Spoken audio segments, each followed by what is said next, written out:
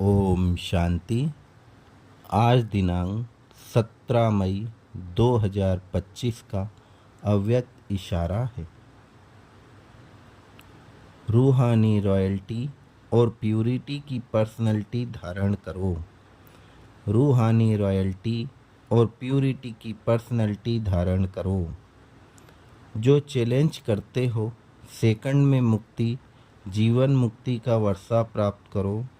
उसको प्रैक्टिकल में लाने के लिए स्व परिवर्तन की गति सेकंड तक पहुंची है। स्व परिवर्तन द्वारा औरों का परिवर्तन करना।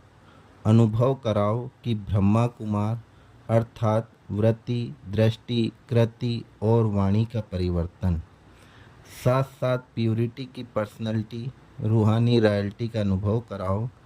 आते ही मिलते ही इस पर्सनैलिटी की ओर आकर्षित हो।